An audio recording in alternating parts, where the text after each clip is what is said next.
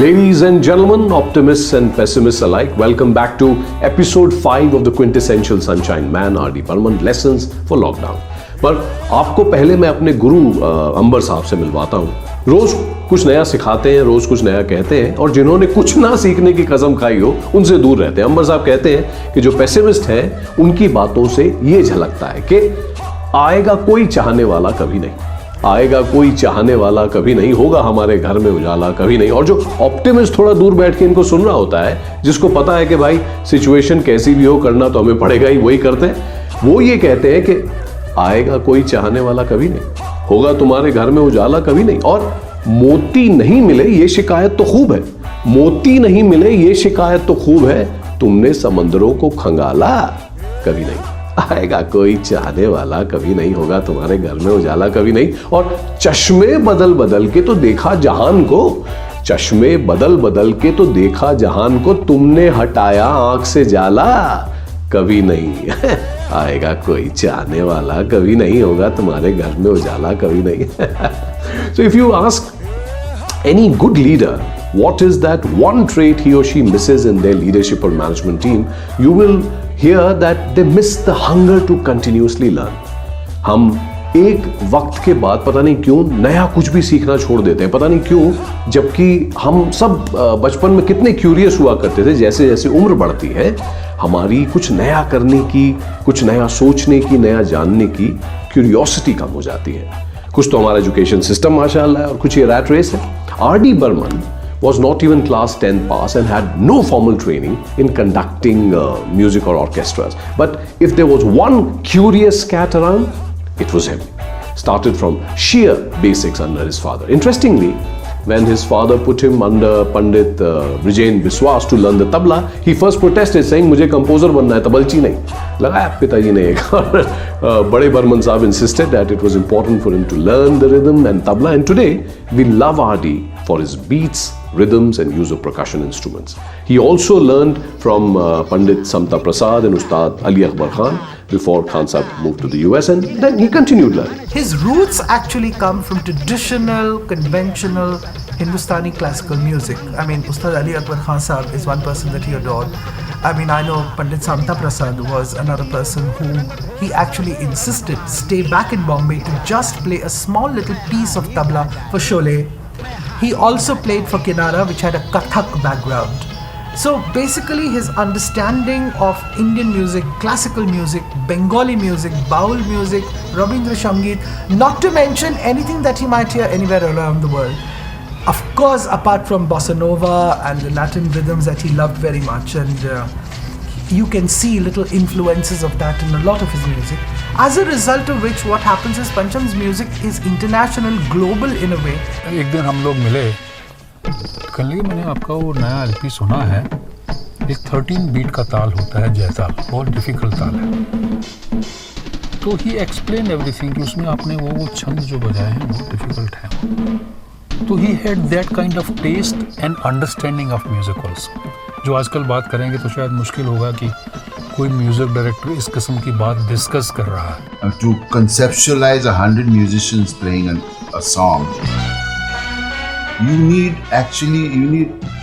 training, professional training in conservatoires and things like that, to understand arrangement and sounds of different instruments. But he was intuitive. Yeah, it was a gift that he had to juxtapose different instruments so that it sounds beautiful. अक्सर जब हम किसी artist को देखकर दाद देते हैं तो हम ये भूल जाते हैं कि इस एक दाद के पीछे कितने दिन, कितनी रातें, कितने बरसों का सफर होगा। वो जो एक गाना सुनकर हम किसी को जीनियस करार देते हैं, जीनियस कहलाने से पहले यही शख्स एक छोटा सा बच्चा था जिसने सीखना नहीं छोड़ा। जब सब अपने आसपास बड़े हो गए, इस बच्चे ने जैसा कैसा करके कोशिश बरकरार रखी। If a creative adult is a child who has survived as a child, R.D. was just like that. He absorbed like a sponge, got excited if you introduced him to a new concept, and would learn himself and encourage everyone around him to continue to learn. तुमने क्या सुनाना है? तुमने उनको बताया नहीं कि मैं क्या सुना रहा हूँ, क्योंकि अगर मैं बताता तो उनका एक फोकस होता था, वो मेन क्यों चल सुनते गाड़ी में। तो बासुदा को बोला कि हम लोग नीचे है गाड़ी में, हम लोग गाड़ी में जाके मैंने टेप लगाया और जैसा मैंने, मुझे याद है उसमें मालकौस बजा था मैंने।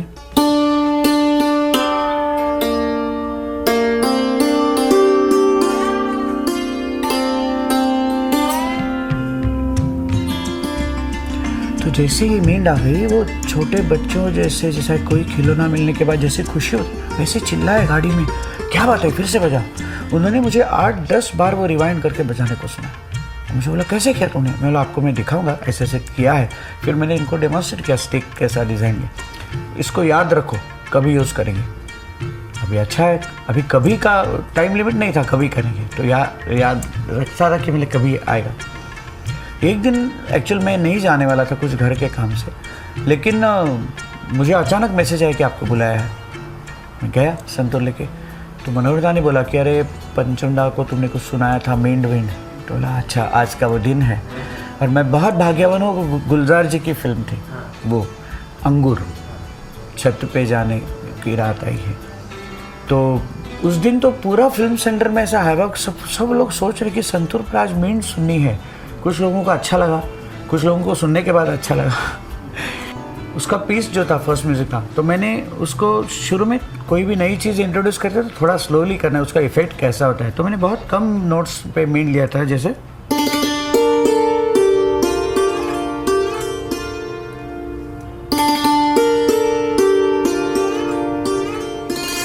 फिर आगे म्यूजिक गाना था।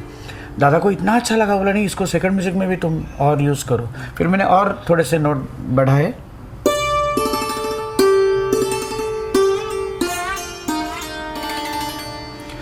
वो क्या करता था, कहीं जा रहा है तो एक उसका कैसेट प्लेयर होता था, बच्चों को बुलाता था, बच्चे बैठे होते और बच्चे बोलता था गाओ तो गाना, तो वो कुछ भी गाते थे, क्या चार कुंज कुल गा रहे हैं, वो रख के तो गाना सुन रहा है। जहाँ जाएगा वहाँ कहीं आरती हो रही है तो आरती टेप कर रहा है, कोई औरतें गाती जा रही है वो टेप कर रहा है, सुन रहा है। मतलब गाना अगर बनाना है उसको, तो उसका मूल क्या है, उसका मतलब फाउंडेशन कहाँ से गाना निकले, वो उसको ढूंढने की आदत थी, फिर वो अपना बना लेता था। एक बात और भी थी कि ऑब्लिगाटो का भी मुझे ज्ञान नहीं था, क्योंकि मैं राग वाग बजाता था। आपने वो गाना सुना होगा सागर फिल्म का, पास आओ ना, बहुत ही सुपरहिट गाना।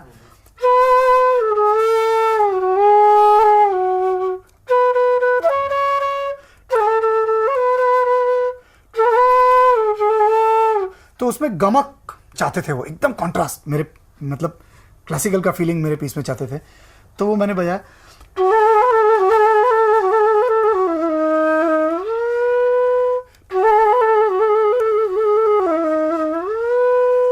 तो अंतरा जब चल रहा है तो मुझे बोले ऑब्लिगाटो बजा, तो मैंने कहा पंचमदा ऑब्लिगाटो कभी नहीं बजाया। तो बोले कॉर्ड सुन, और कॉर्ड में जैसे अंतरा चल रहा है लॉन्ग नोट में बजाता जा रहा हूं उसके पीछे।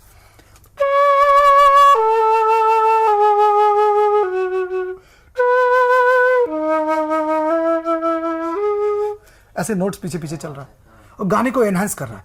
तब से मुझे मालूम पड़ा कि, और उसके बाद मुझे मनोहर दा से एक चीज़ और सीखने को मिली कि वेस्टर्न फ्लूट में विब्राटो कंपन कैसे किया जाता है। ये जो मैं बजा रहा था ये बांसुरी का स्टाइल नहीं है, ये इंग्लिश फ्लूट का स्टाइल है।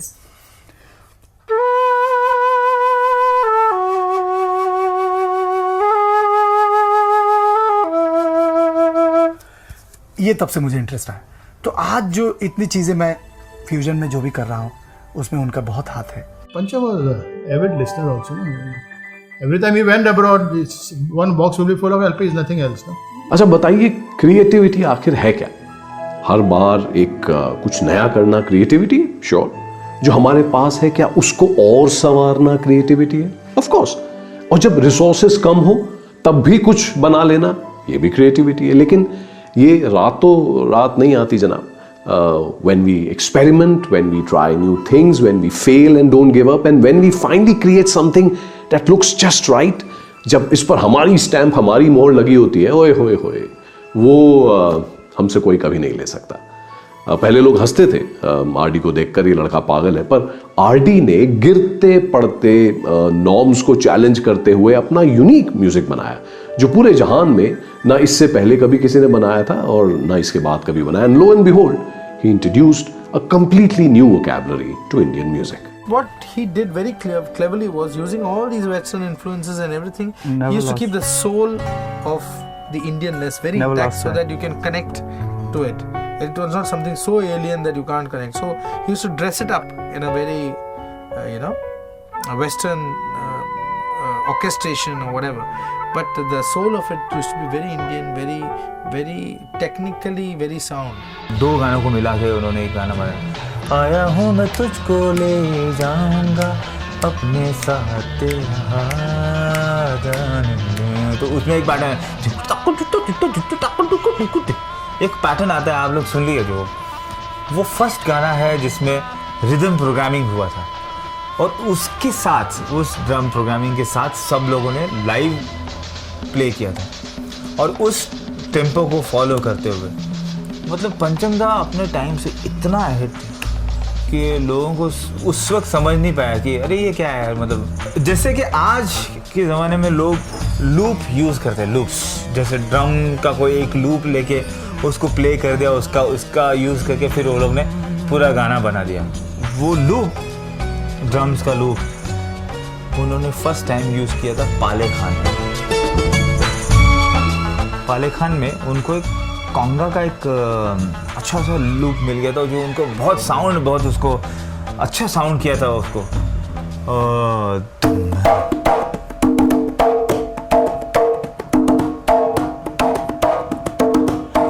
ये रिदम था उसमें काबुल से आया है तेरा दिलना. इस गाने में वो फर्स्ट टाइम लूप यूज़ हुआ. बैलेंसिंग के वक्त वो हमेशा ध्यान रखते थे कि बहुत ज़्यादा माइक ना खुले, मतलब नज़दीक माइक ना हो.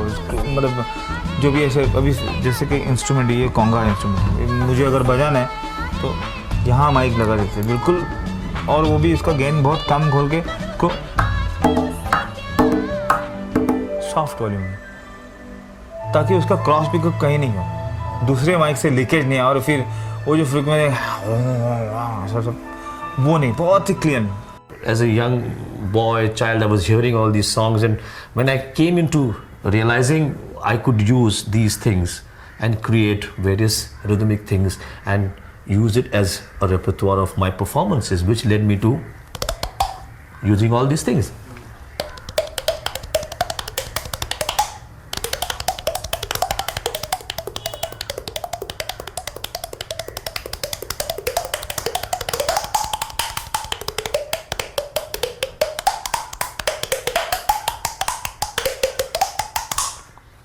You know, but this is all body rhythm.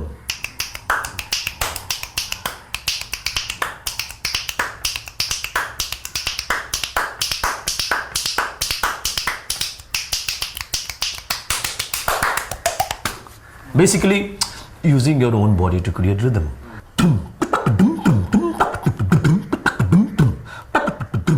Using your vocal cords to do polyrhythms, which now in America for the last maybe 15 years, it has really taken shape and it's become beatboxing. What is beatboxing? It's all this, but in India, it's been there for years. Pancham Da has been using it for years, this thing. At any given point of time, we have the choice कि हम कुछ नया करें, कुछ नया सीखें, कुछ पढ़ें, कुछ नया सोचें. To sharpen a saw, या जो आता है उसको दोहराते रहें. जब कोई कहता है कि मुझे 20 साल का एक्सपीरियंस है, तो हमें पूछना चाहिए, भाई 20 साल का एक्सपीरियंस है या 1 साल का एक्सपीरियंस 20 बार है? नहीं. This lockdown is a golden opportunity for us to hone our skills and gain new insights. कहते हैं लिखा करते हैं जो पढ़ने के काबिल, लिखा करते हैं जो पढ़ने के काबिल, वो लिखने के लिए पढ़ते बहुत हैं.